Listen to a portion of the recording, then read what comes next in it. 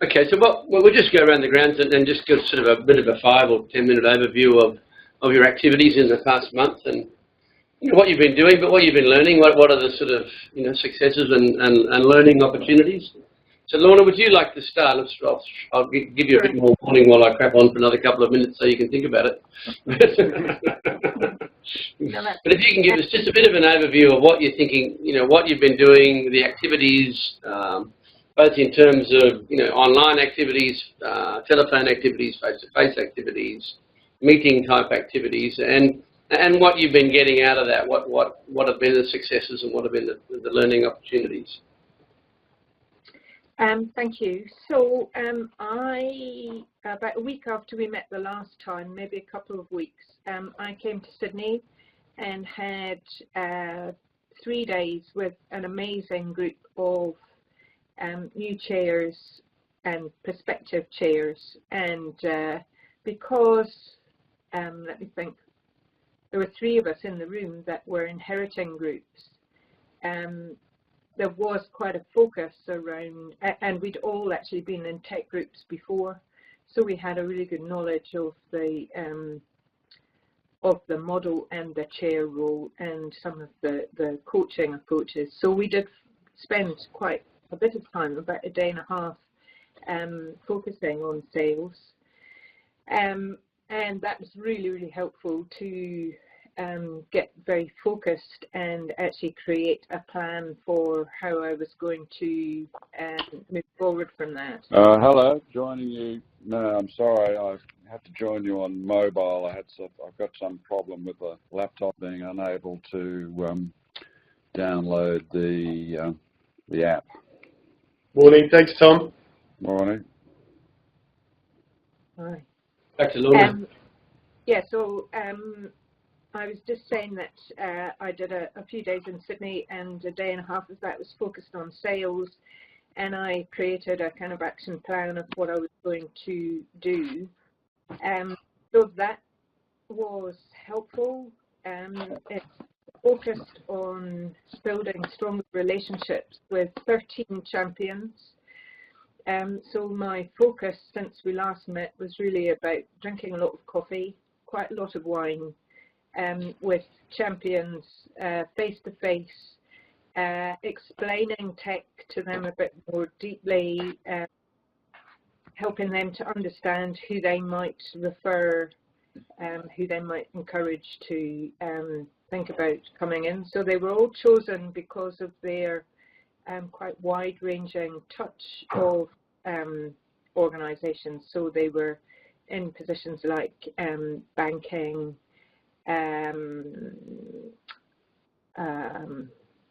trying to think of other, governance, and really well networked. What became of that? How did that go? What did you? Sorry, say it again. What became of that? Sorry, just say it again. What became of those conversations you had with those people? So, I mean, I think I've got people that are really ready to refer folk, but they're not actually referring anybody. So my next, now that I've still got a couple of people to see, and that's happening next week, and my stage beyond that is to, I've also been really quite busy with my other work, and some of that tapers off at the next week as well. So that basically means that the 4 weeks running up to the Christmas break, I'll be focused on LinkedIn, and I've been posting things on LinkedIn quite regularly and commenting with the tech brand aligned with that. But I haven't been actively marketing to people using LinkedIn. So that's my next strategy, and hopefully some of the other conversations with champions will begin to bear fruit. So with each of them, I spent a bit of time talking about tech and getting them to identify people that they knew and actually creating a list. So I've got a list of people who I can try and connect with through LinkedIn. Good. Okay, that's been pretty active. What have you learned out of those conversations you've had with the champions or the referrers? You know, you said that they've not been giving you much feedback, but you've been having a fairly active conversation with them. So What do you think's lacking there, or what do you think we would like to build there? yeah, we had a lot of conversation about the market position of tech and the competition from other agencies. So all of them, none of those people that I met actually were aware of the tech system and brand, but they were very aware of some of the competitors. So that gave me an insight into the fact that we've really got to get the brand out there. The only one person that had heard something about it had old history from 4 or 5 years ago, which was not very positive. So I think there are brand issues in the executive network in Auckland, and yeah, some of the questions that they asked me were about, you know, how is tech innovating? How are we getting ready for the next wave of entrepreneurs and business owners? So they were questions that I had kind of half an answer for, but not really. I couldn't really coherently respond to some of the questions, but I just said I'll go away, find out, and come back to you.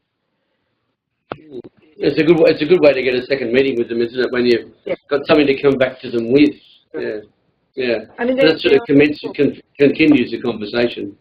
Yeah, most of them are people that I have regular contact with anyway, but this was Yeah. a very focused connection with them. Okay, that's pretty good. Mark, would you like to go next? We'll just go in order around the grounds there. That's fine, yes. My situation is I had 4 signed up people. In fact, I signed them up pretty early on in the piece within the first few weeks, and then sort of went into a bit of a hole. In the meantime, I was appointed to 2 boards, and so that sort of distracted me a bit, and I 2 weeks ago went to the Middle East on a bit of a lecture tour, so that sort of took me out of the market. But it was interesting when I came back. I came back refreshed, established contacts with the pipeline that I built up, and there was a lot of renewed interest, and it was, you know, I think the break did me a lot of good actually, and so where it's sitting at the moment, a lot of the pipeline, whilst they were sold on tech, they weren't really in a position this year because of staff changes or mergers, acquisitions, whatever, to commit to it. But they had committed to sort of January of next year, and now I found that by going around now, everybody's pretty keen on sort of signing up for January, and I'm pretty confident I'll have the next 4 in the next couple of weeks. So I'll get across to the 8.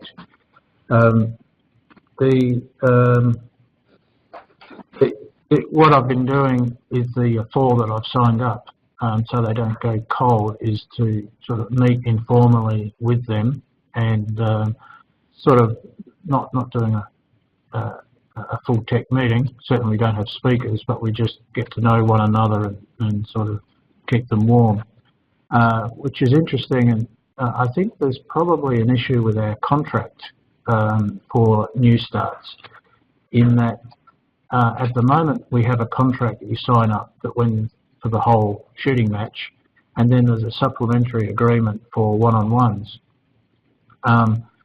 My feeling is that we should have one agreement when they sign up to it. You automatically have the one-on-ones, and then you trigger the full agreement when you've got the full group. Because I've even had people, my first 4, talk to me and say, I haven't been invoiced yet. So they're actually expecting to be invoiced for these informal get-togethers I'm having. even though the contract is not there.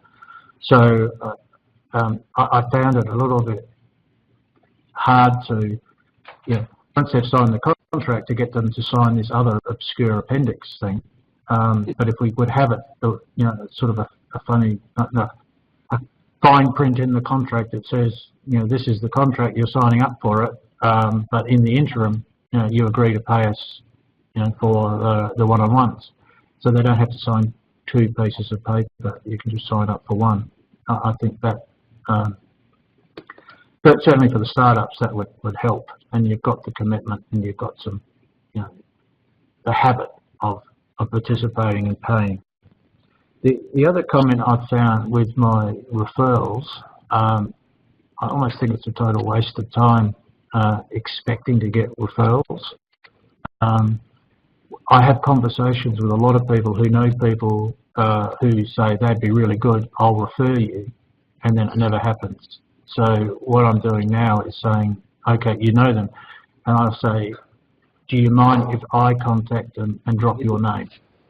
That's a much better way than saying, can you send me an email saying how good tech is, and because they never get around to sending that email. It takes out the triangle, doesn't it? It's not a triangular conversation, it's a direct conversation, which is very more effective. And then I've got 5 or 6 people which are existing tech members, or the influencers that I'm now pestering, trying to say, you said you would contact this person, but you haven't contacted that person, in a nicest possible way. Can you please get off your bum and contact them? That doesn't do good for relations. So there's a much easier way to, rather than go that way, just in the initial conversation. If you know Bill, do you mind if I contact Bill and drop your name?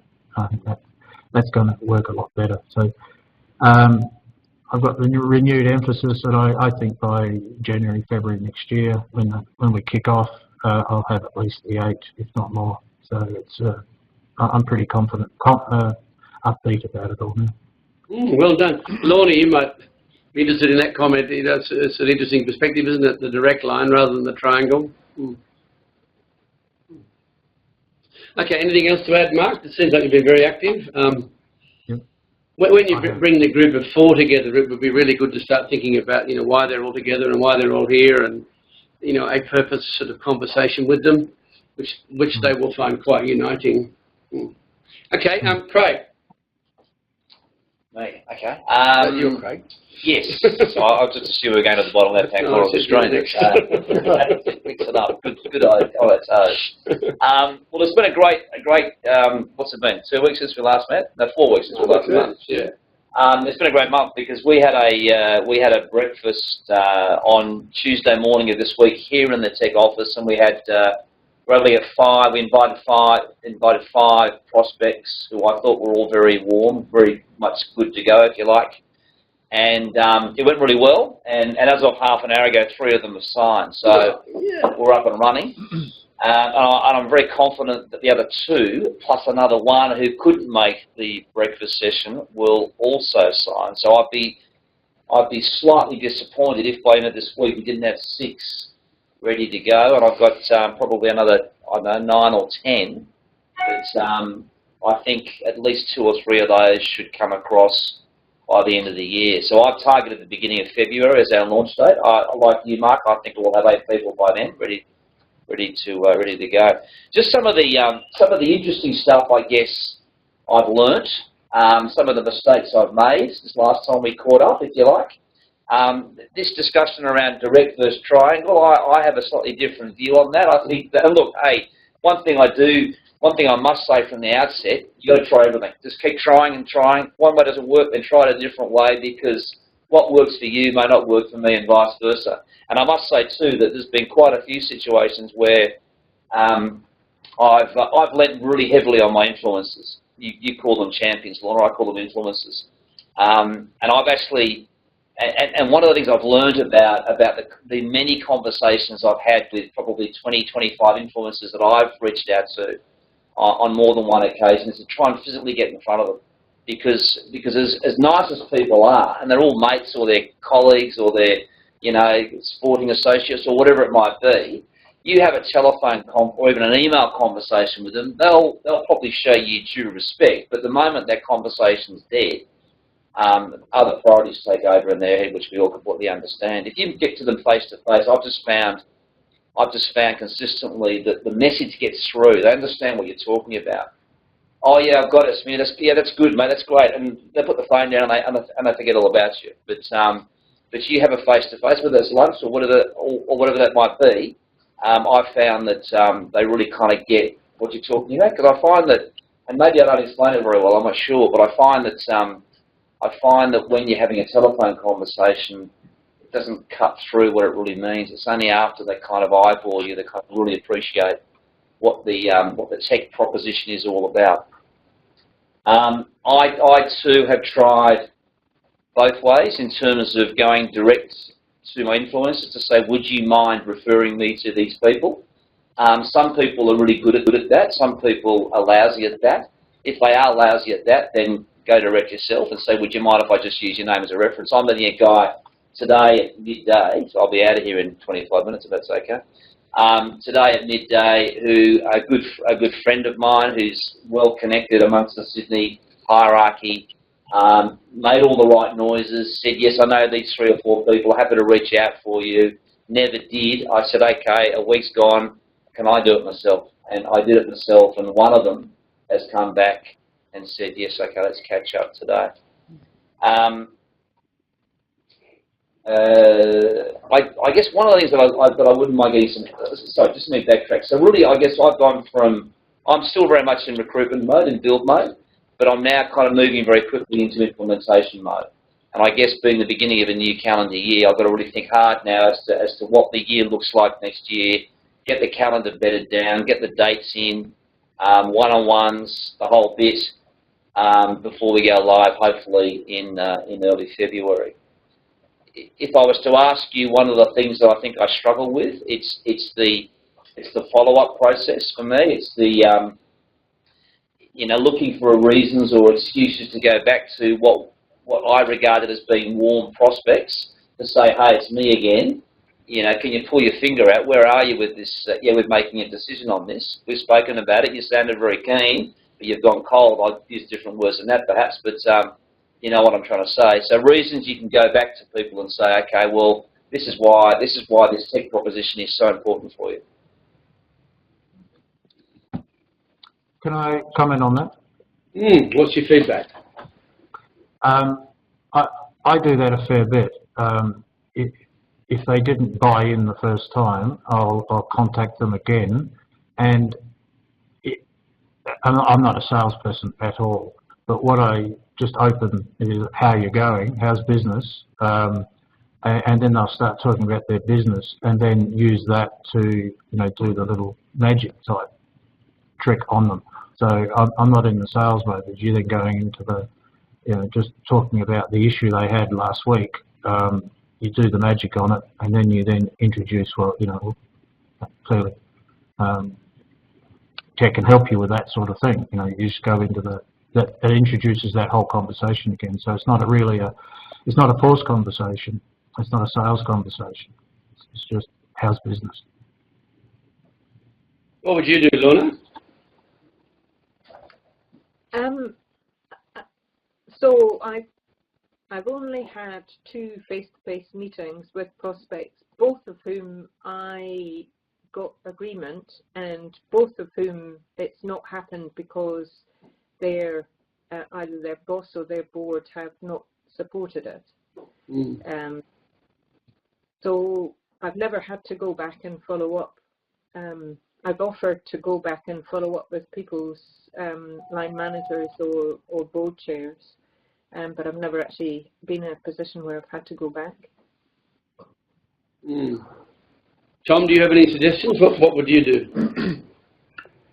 Well, I think I agree with Mark about probing for the challenges. I've been having a chat with the Victorian chairs about the way I've been approaching initial conversations, and my tendency was to sort of open with an explanation of what tech was. It's this, idea where we get a dozen CEOs together for half a day a month, and we take a deep dive into challenges and use the wisdom around the table to develop solutions, and we have one-on-one mentoring, and I've sort of given the explanation like that before, sort of going into the benefits and so on, and they're saying to me, don't do that, just talk about their problems and almost hold back on what the hell tech is, and just keep delving into their problems until you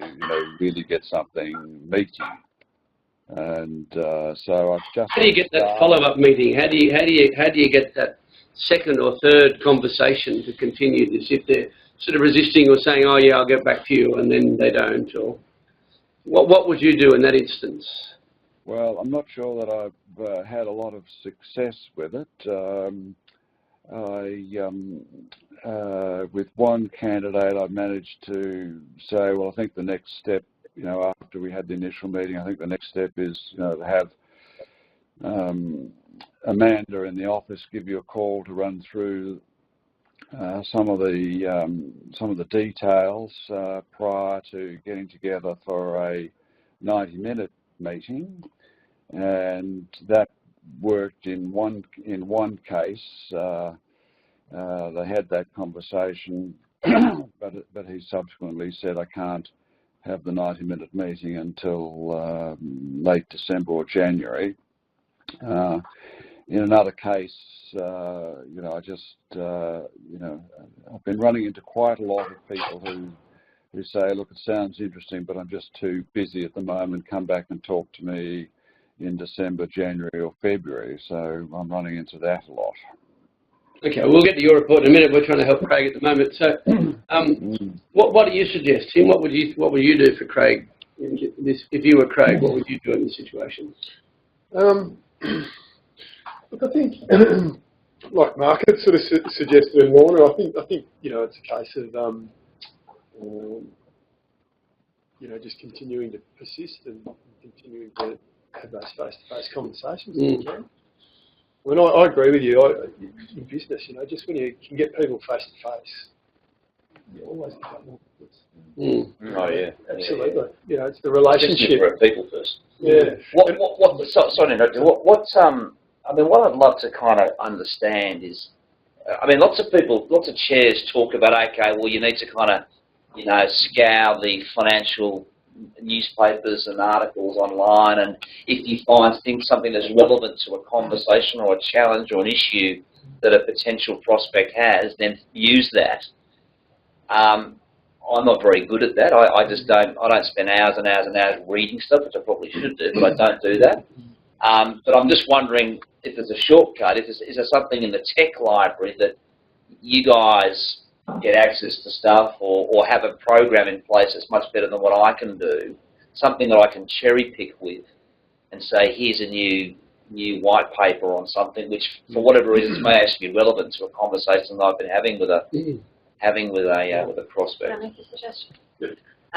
Without knowing the ins and outs of what's going on in the tech library, I think what you've touched on there, Craig, is really valuable because it's around what are 2 or 3 ways, what are 2 or 3 hooks or reasons we can find to reach out to them. So I don't think it needs to involve reading for hours and hours. Like, I don't read for hours and hours, but I love reading. But it might not be an article, but it's something around their customers, their business, their industry, just some sort of hook.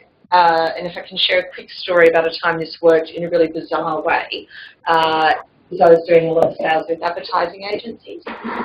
Really hard because they would have literally slammed the door in your face. But it was around Anzac Day period. We were just trying to get in front of the right people, and literally a bunch of us cooked some biscuits. I'm not saying go and make Anzac biscuits, but the point was we did something that got their attention. It was relevant to what was going on at the time, and we turned up and like, well, we just got some biscuits. We're just going to drop them off. So we'll just pop in and see the director for 5 minutes. It was ballsy, and it's left field, but it got their attention. It was of value to them, and we got in and we started getting meetings. So what are 2 or 3 ways, aside from finding an article or a white paper, that you could add value or just say, I saw this, heard of this, You know, your customers or your clients going through this at the moment. So I think what you've touched on is right, and that for me has worked in previous roles where people might have gone cold, or, you know, it was just hard. You know, you'd sent out the proposal, you'd sent out an agreement, or something had happened, and it was just literally planning out that activity, keeping those clients on a big piece of paper. Who is it you're trying to target? Put them on the wall, and then I would brainstorm every week. What are some ways I can do this? And I think it can go beyond an article, even though that's one way of doing it. I wonder whether there might be, you know, a series of case studies which tech has, where, you know, there might be an example of how, you know, tech has helped, you know, a prospect, a business, you know, a member's, you know, business in a way that perhaps the prospect has. So if Craig's out having a conversation and there's one particular issue that's raised in that conversation, it might be a case of bringing back to, you know, the office and saying to Sandy or someone who's been around for a long time, you know, this is a particular, you know, scenario that this business is facing. Have we got any examples of where tech has actually helped the business in a similar type of case? And then it's a story that you've got to go back to that particular person with to say, look, you know, I wasn't aware of it because I've been around as long, but here's an example of how it's dealt with it. It may help, I don't know. Yeah. Another way, we had a speaker called Greg Donlan, one of the sales trainers, and he would say give them homework. And I really stick with that. So when I get the sense that they're not going to commit today, I get the sense that they're really on the verge, but there's something that they need to find out, or there's something that they need to do. Then I said, well, you need to go and find out about that, and you've got to go and do something. I give them something to do, and then I say, I'm going to call you back in a week, and we're going to meet again, or whatever. So giving them homework isn't a bad way either. You do something, you can find some information for them, but if you give them something to do as well, you know, you've got this sort of a stronger point to meet with. And getting that clarity about if, depending on what point in that process it is, if it's, I've got to do A, B, C, X, Y, Z, talk, think, whatever you're hearing, then that's actually to say, okay, well, just to clarify my thinking, like, what is it that you've got to consider? What is it you've got to think about? Because then that could be really relevant to the homework as well. Oh, great. So you've got to think about how many blazers you're going to order. All right, well, let's work through that together. I'm going to call you in a week's time and we'll actually get to that. So you get really specific about what that discussion is going to be. Well, sometimes they've got to meet with their board. So, okay, you go and do that, and I'll follow you up after that. Or sometimes they've got to get some more information from somebody else. Or what will the board need? What's the board going to need to help them make a decision? Okay, is that helpful, Craig? What do you get out of that? Yeah. Well, I Half an hour to do that was.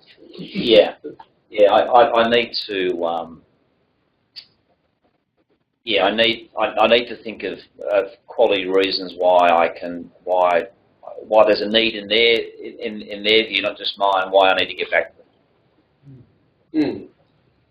It's a creative purpose. Yeah, that you're trying to talk about. Yeah, like for example, hey, since last we spoke, you know, we're group builds moved along. We've got now whatever the number is, 5 or 6 people. They're great. I can see you at the table as well. Love to kind of reconnect and talk about that in more detail. Okay. Anything else from you? I did have one other thing. I wanted just to say that the MA team have been really good, really good. I work with Nell, but I know that they're all very, very good, and they tend to kind of, I guess, buddy up with chairs. And the relationship that we formed, I think, has become quite effective and quite powerful. The way we kind of tic-tac with prospects. I've had a lot of people who have complimented me on Nell specifically, but the MA activity. The only bit where I feel a little uncomfortable is, for example, I'm meeting a guy today that was referred to me, so nothing to do with MA at all. I'll go in there and I'll have a chat and we'll get to meet each other like 2 people do, and hopefully we'll form some sort of kind of bond, and we'll talk about his business and him, and he'll certainly want to ask questions about tech, and I don't want to give too much away, but because I'll get lost in the detail otherwise, but I want to kind of give them the philosophical overview as to what it's all about, and I too enjoyed being a member of tech, so I can share with some passion and some honesty as to how it worked for me. But then you stop. and you say, okay, well, look, it sounds as though there's some good synergies here, and this may be worthy exploring further, or something along those lines. Why don't I get someone to call you from the tech office and just run you through a bit more detail? But then you're saying, pending the outcome of that conversation, you and I will get back together again for another 90 minutes to keep talking, basically. And I'm sitting there going, does this guy just think it's a complete talk fest, or is there something really in this for me or not? Did you know what I mean? I just kind of, yeah, well, what's Nell going to say that you can't say? And why am I seeing you again after Nell? I mean, that sort of thing. And quite often Nell won't let them see you. Yeah. She will sign them. Well, right. You know, the third meeting becomes redundant. You know, they're very good. Yeah. But sometimes the third meeting is necessary. Yeah. You know, Nell, and particularly, is it a little Italian girl? Yes, full of beans. Yeah. She doesn't leave any stone unturned. Sure. You know, they're very clever. And it's more the. I still haven't got the words right when I'm saying to the prospect, okay, great, thanks for spending half an hour with me, whether it be on the phone or face to face. I'm going to get someone to call. I'm going to get Neil to call you and run you through some more detail. I just don't feel comfortable saying it the way it's been said right now. There needs to be, or I feel there needs to be some sort of genuine justification, some value to him or her as to why I'm going to do it this way. Okay, so feedback for Craig. What do you all think?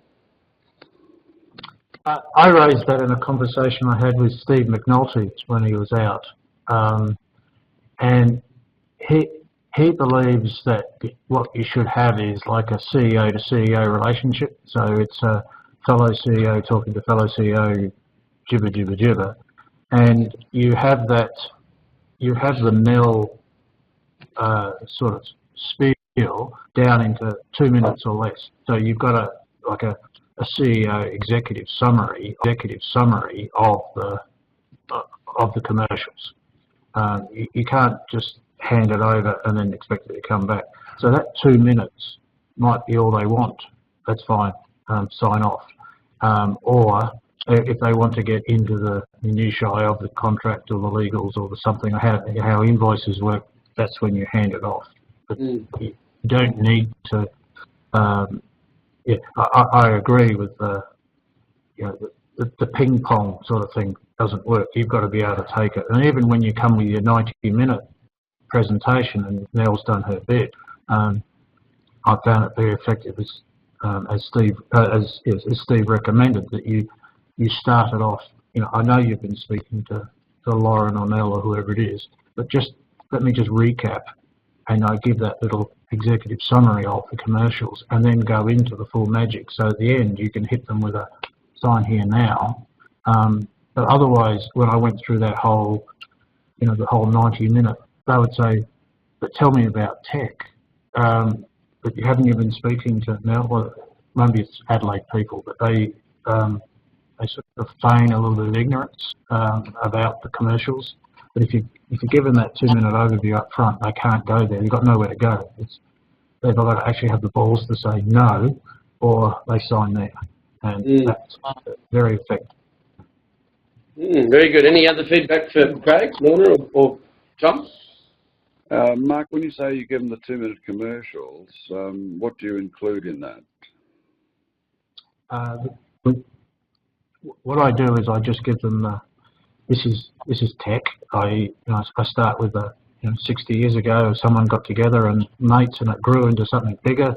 And then research has said that these are the three things that make high performing CEOs, and this is how tech has organised itself. We do a day doing this, and we have the speaker, and we have the mentoring session, and it's all it's all for a mere $1,600 a month, whatever it is.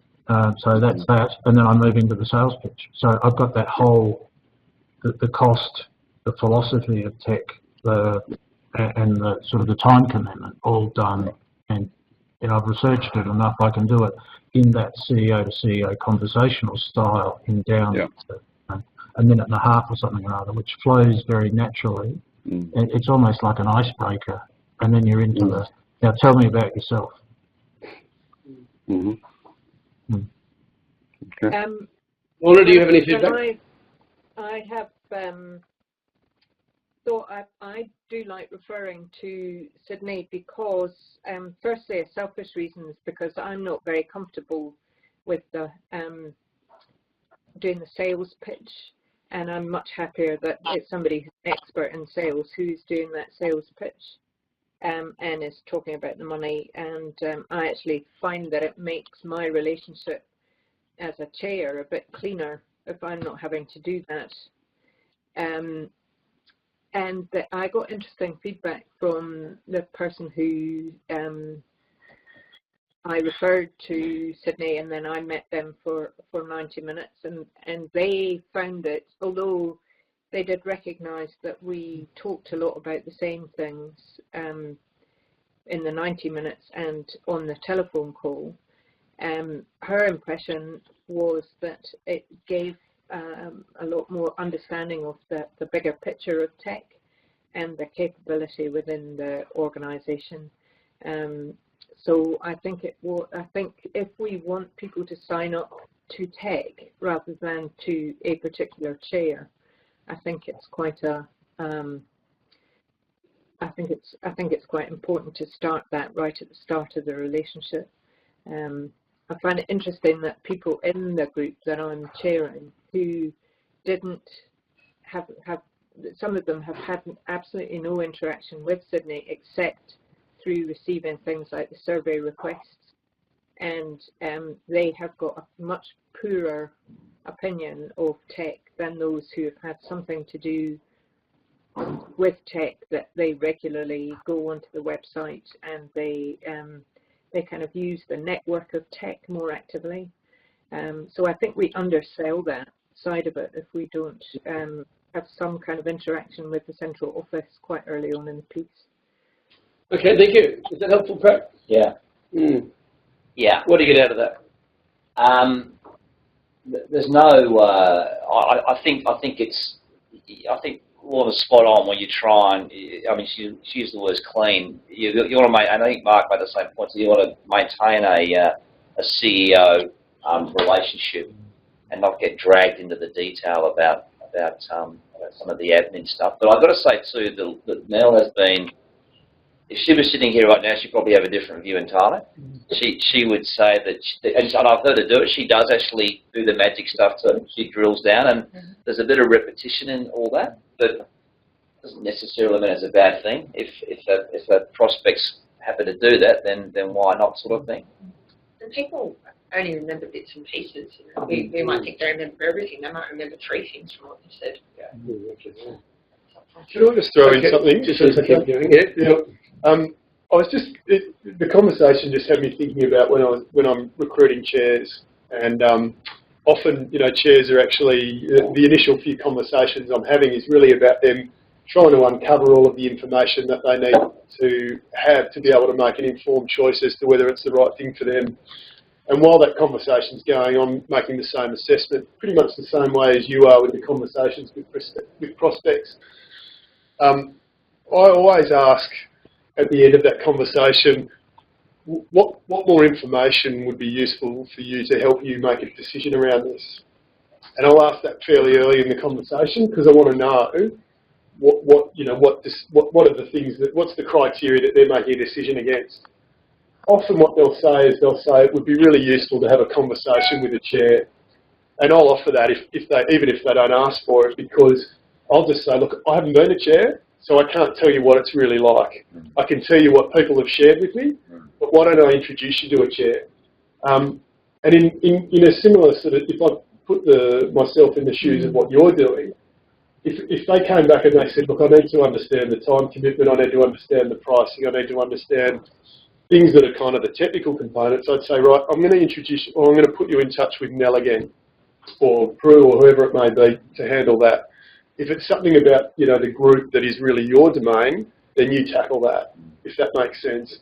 And I just find people get to a decision, around whether it's right for them or not quickly if you just kind of, get the right players, playing the right piece. Yeah. first actually finding the opportunity in a conversation for the information they need. Yeah. So you can say, great, I'm actually going to put you in touch with so-and-so.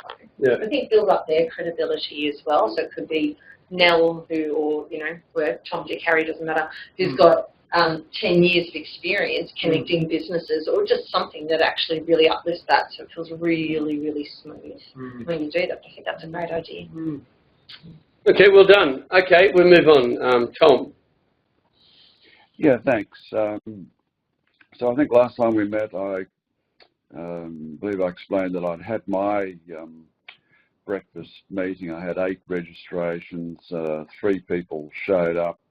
The end result of that was I've registered one of those 3 people. Another one has said they're out, and the third one is still chewing it. Wants to talk again in a couple of weeks' time after they've got over a heavy period in their work.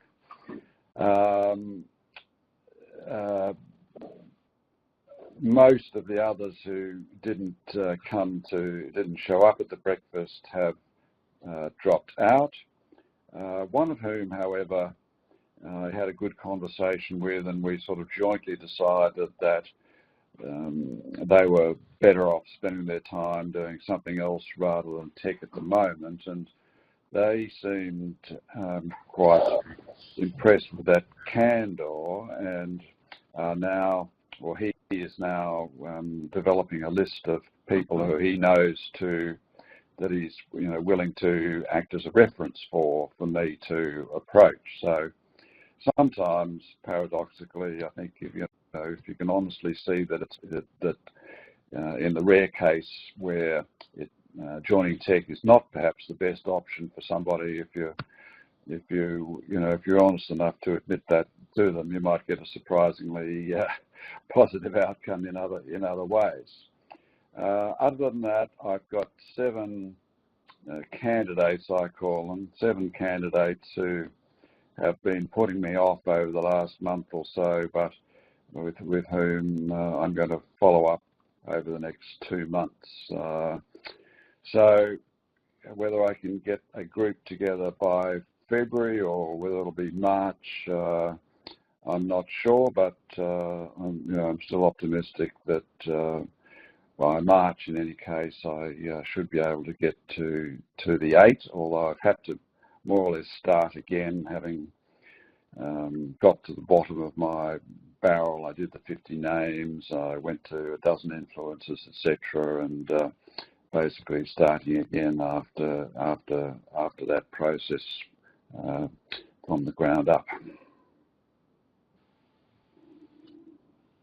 So is there anything that you want help from the group about? Is there anything that you'd like the group to help you consider?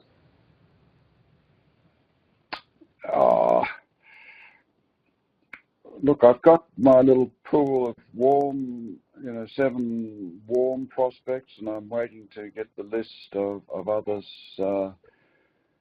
from this gentleman. One of the chairs has, said that, a few years ago, they sort of, went through and collected names from lists of businesses and so on, and wrote personal letters to them, and then followed them up with emails and phone calls, and they got 2 or 3 out of 200 snail mail letters that they sent. Has anyone else tried that sort of approach?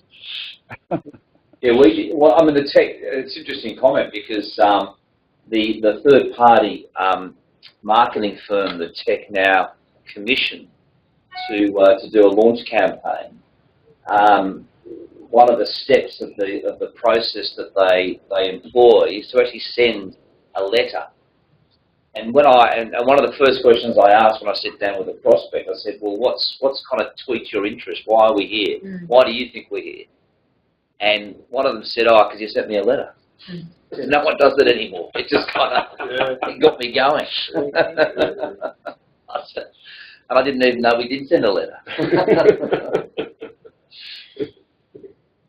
Yeah, so there's some merit in that, sort of you know, as yeah, that novel way of, you know, it's like your Anzac biscuits, isn't it? Like it's just let's be different. You know?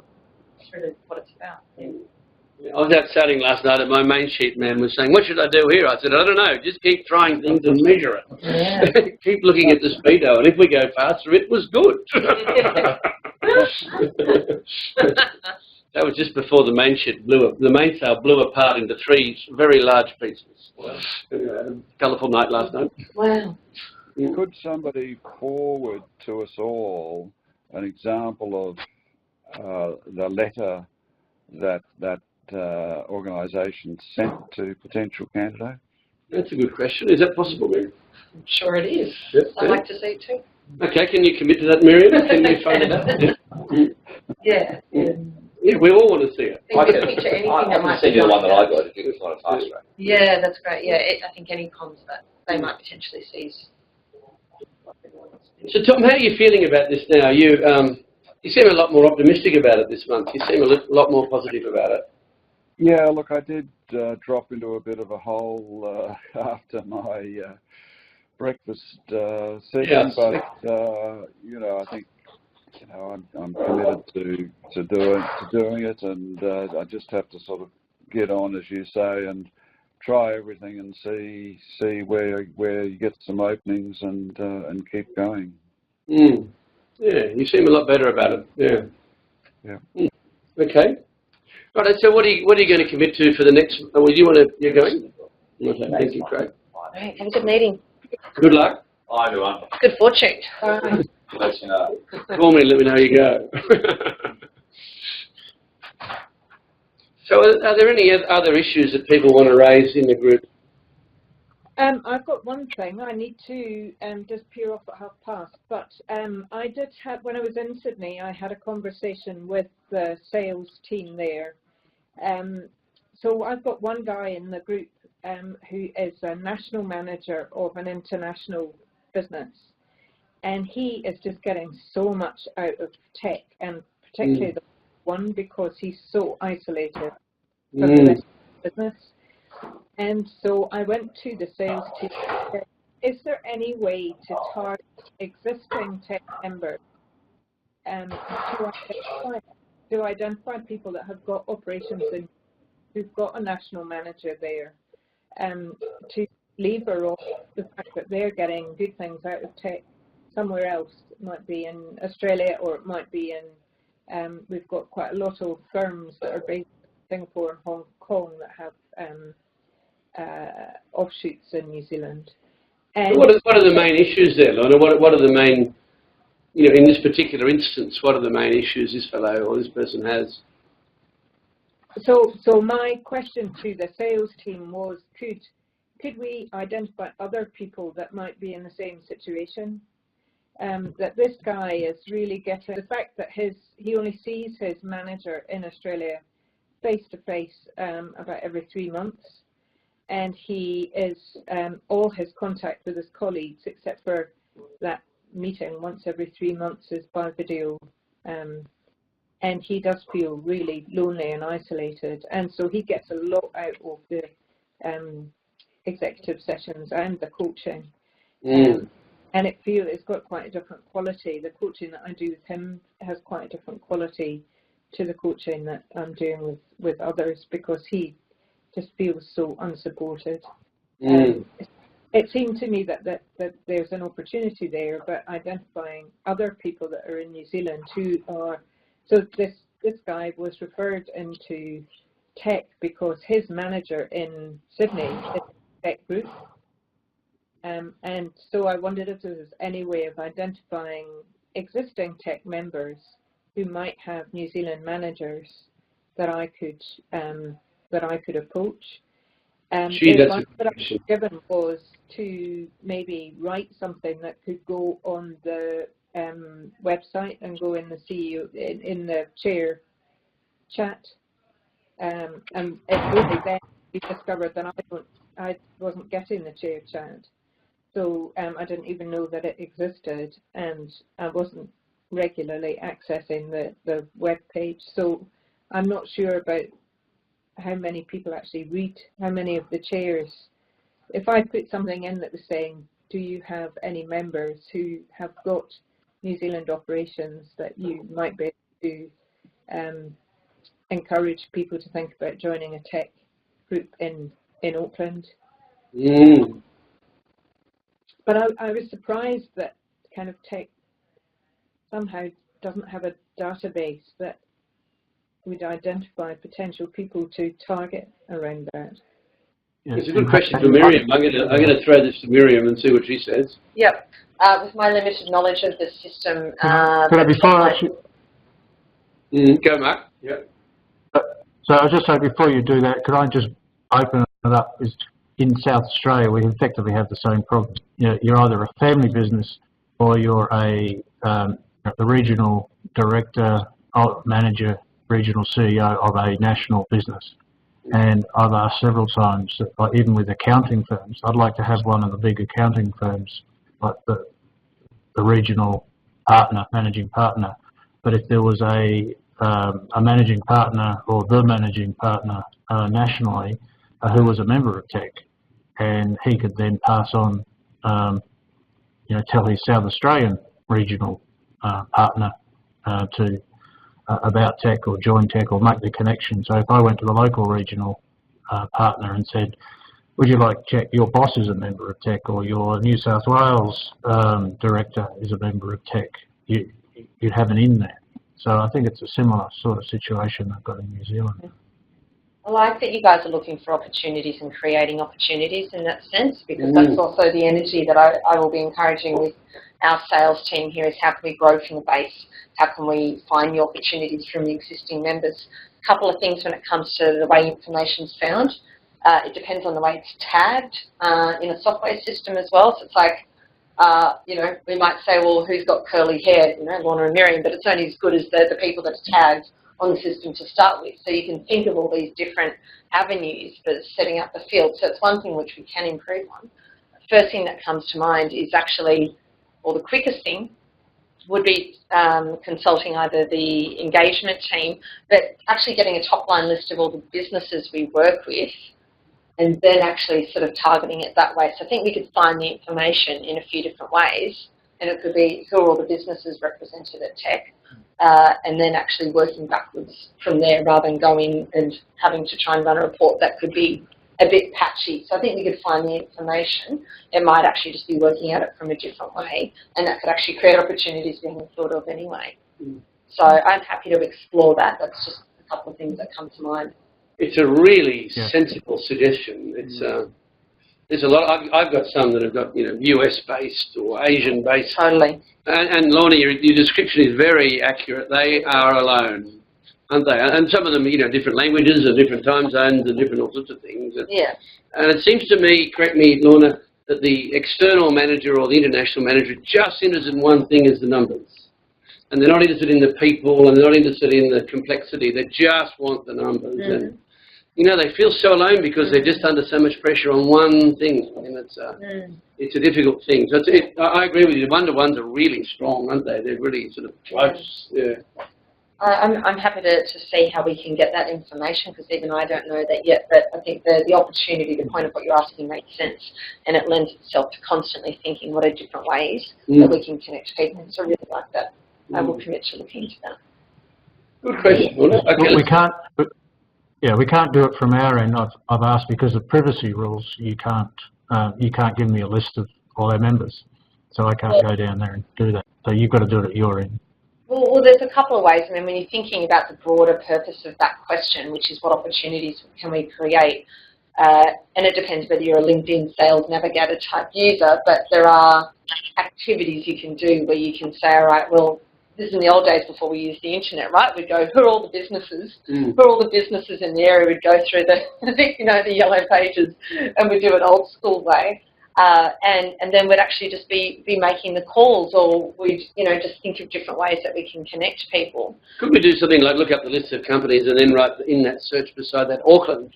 Yes, yes. See, or Adelaide, and see what comes of that. There'd be a way to do it, Lorna. There's different things we can do in a sense, and I think I'd love to suggest some ways that I could then support the chairs with doing from your end. So it doesn't matter where the activity is coming from. There's things you can feel empowered to do there, which could be here's 5 things, this is how you do it, this is what tech can do, and then that way we've got 10 different ways that we're generating, opportunities. So really happy But to you. Our members typically don't say they're a member of tech on their LinkedIn site.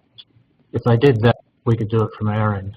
Yeah, but I think just generally thinking the thing of what you're asking is how can we find more opportunities to connect like-minded people, and that's actually that business development thing of looking at all the businesses, looking at the region, looking at what they do, looking up, and because then people will say what their role is, and often a national sales manager is really just, one person in a region.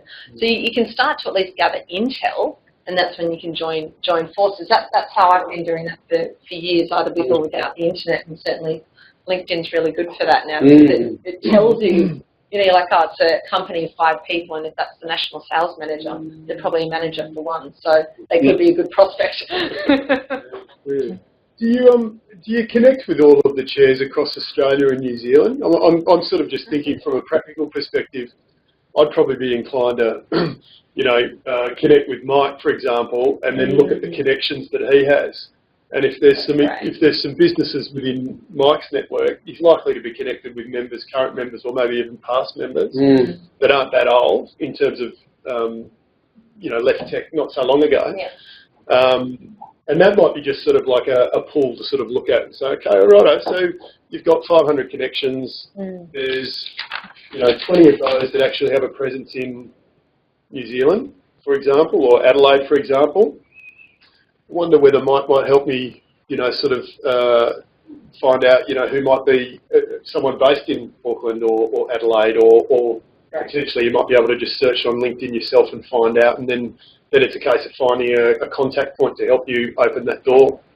I'm just I reckon a cheat solving sheet on problems this here. stuff is good, right? Like you've got your idea, you've got your ideas, actually having a cheat sheet of these are, a list of things that you could do. Tech can help you with this, this is something you can do and how you do it, and pooling those ideas together. And I think certainly connecting with the chairs would be a really good one. Excellent. Really good point, wasn't it? Well done. Excellent. Thank you. Any other points you'd like to... Oh, you've got to go?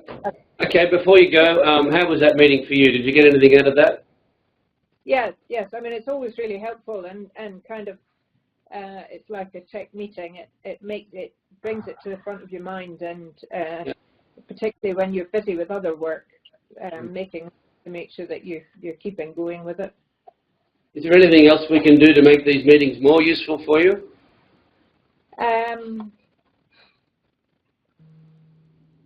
Let me think about that. I'll get back to you if I can think of anything. Take that one on notice. Okay, so you're happy to keep continuing with these meetings? You think that's a good thing to keep doing? Thanks. Okay, see you then. She's gone. Right, Mark and Tom, you do have any other issues you want to raise? Any other things? We've still got some people here. It's a good opportunity to look, our minds. For Tim and Miriam, we talked briefly a minute ago about case studies, or very brief testimonials or mini case studies of tech members and what they've got out of it. I've had a look on the sort of website and so on, and I've found sort of 3 or 4 very, very short, sort of 1.5 minute videos, but I haven't seen any other examples of those sort of case studies written up about, the members' problem, what they got out of the meeting that demonstrated the value of the tech group. I think it would be very valuable to have available to us a selection of those that we can, sort through, knowing who we're wanting to get in contact with to see, what might be relevant that we can pull off and either, throw into an email or discuss. Yep, great idea, Tom. Yep. Miriam and I will have a look and see what we can find. Come back to you. Or create in the next couple of months. Yeah. Yep. Great. Thank you. Mark, do you have anything to add? Any issues you want to raise? Any things you want to discuss? Looks like I'm the only one left. No, Tom's still there. Tom, is he? Oh, Yeah, he fell off my thing, but then he's popped back again. Okay. For me, I just need to sort of clear the decks and do it. That's really, and I find these things sort of very helpful to holding myself, my accountability there. So I've got to get off my bum and do something because something like this is coming along. It's very hard to make because I'm not a natural salesperson. No, I find these calls very good. I would argue with you there, Mark. I think you're a very impressive salesperson. I really like your approach about being curious, and I think because you don't think you're a salesperson, you're happy to follow the process, and that's why you're doing well. And don't lose that.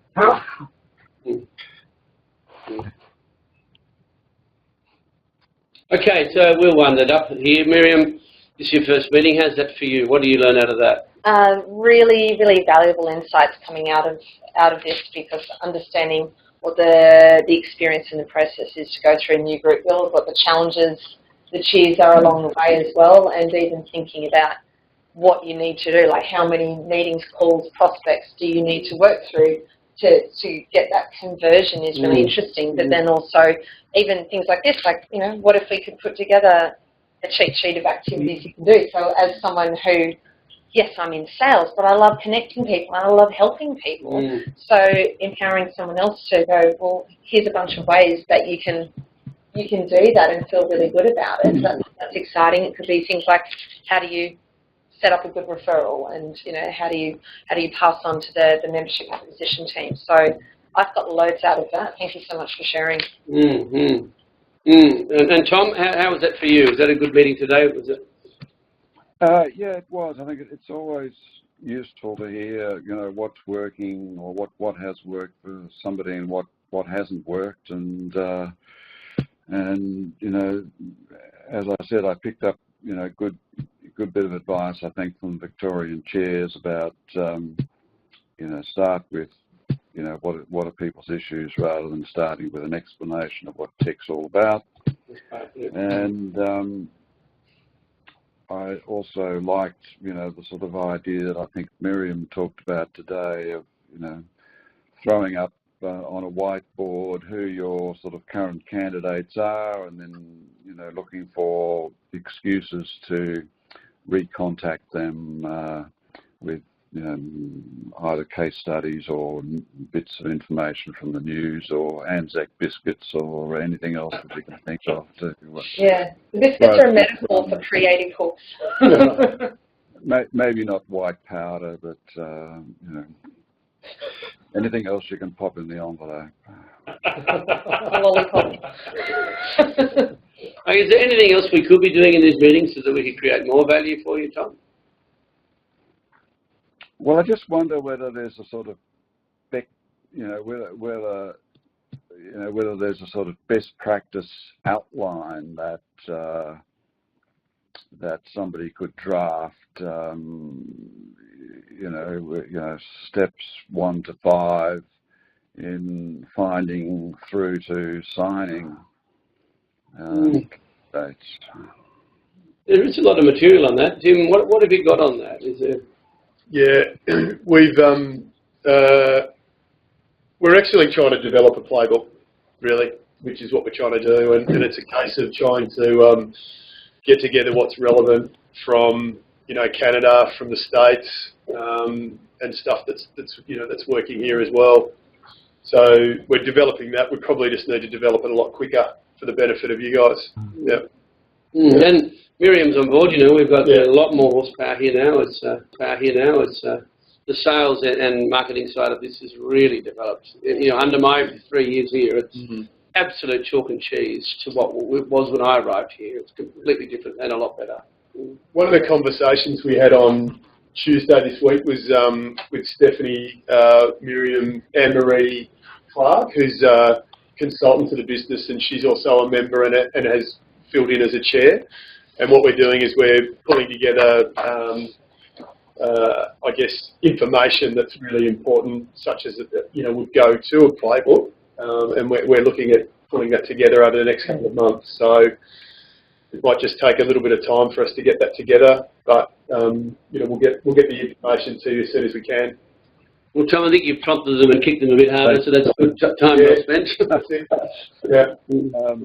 Thanks. I missed the start, I'm afraid, and I haven't met Miriam before.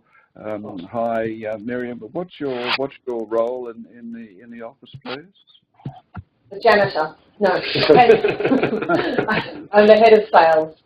So I'm looking after the membership team and looking to support Ches with new group builds. And so who reports to you, Miriam? The membership acquisition team. So Nell, Prue, Lauren and Amanda. Okay, great. I've been working with Amanda.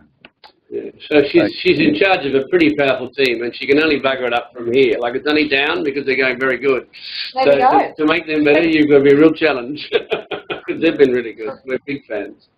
So, Mark, what did you get out of today? I'm having a little bit of trouble with the communications. It's cutting in, cutting out. But so Miriam, you work for Sandy, so should be contacting you rather than Sandy now. Is that how it works? Mark, what if you don't mind me jumping in? So we recognised that we had a lack of sales leadership in the business, and so we created a new position called Head of Sales. So Miriam reports directly into Stephanie, and Sandy's position is now no longer the Head of Membership Acquisition. She's focusing more in a specialised marketing role now. And so she too reports to? She reports to Stephanie as well. So Miriam and Sandy, myself, Paolo are part of the leadership team, all reporting into Stephanie. Yeah. Okay. So I talked to Sandy in relation to marketing, advertising, media stuff, and then the sorts of things I was talking about as the leader of the membership acquisition team about. Yeah, absolutely. Yeah, and Miriam's also going to, be so with the depth and breadth of experience that she has in and around sales, she'll be actually really helpful in terms of helping all of you, develop some ideas around the sales piece as well. Okay, Mark, how was that meaning for you? Is there any takeouts for you or any value there? No, I found it quite good. There's two things. It's, as I said before, I find it holds me to account. I've got to assure that I'm committed to reporting positive progress to things. And the other thing is just talking to others about things to do, lessons, case studies, what worked, what didn't work. It just keeps the whole. It's a little bit like the conversation with Lorna before, sitting in Adelaide. I've got good relations with the other chairs over here, but it is very much by myself. This is another way to connect into the organisation, be part of the bigger team. Is there anything that we can do to add more value for you in these meetings? No, I think that's probably fine. As I said, I find it very useful to see where other people are, how many successes and failures they've had along the way, so that I'm just not focusing on all my own failures. Other people are failing as well. That's good. Other people having successes is good. Yeah, well done. Okay, I think we're happy to wrap that up. Are you happy with that, Tim? Does that get what you need for this meeting? Yeah, no, absolutely. Thank you all. Is everyone happy with the third Thursday of the month? Or, Mark, I know you've got a board meeting on the third Thursday. Yeah, so that would be inconvenient for me from now on in, sort of thing. Yeah, okay, so possibly I'll come to you all and just see whether there's a possibility that maybe we could make it the third Wednesday in a month, because we'd like to get as much participation as we can. It may be also, I'll ask you the question when I'll shoot an email to you, but I'll ask the question. I think it'd be good to have another one in December, but maybe we don't have one in January because everyone's away. In much the same way that the cadence of the meetings go for tech groups. Yeah. So I'll come to you with your feedback on that as well. But thank you. Okay, thank you everybody for participating, and see you all next month. And good luck in the month. And if you ever want to call happy to talk to, call me anytime. Just, we're all here and available for you, and we all want to make this success. I firmly believe that, we're not competing with each other, we're helping each other, and the more tech grows, the more it grows for you and I, and that's why it's becoming so powerful lately. It's been a really shared effort, which has been jointly successful. And thanks, Mike, for sharing. Yeah, thank Okay, you. see you all next Thank you month. very much, Mike. Appreciate your comments, and you're very good at asking open questions, so thank you for that.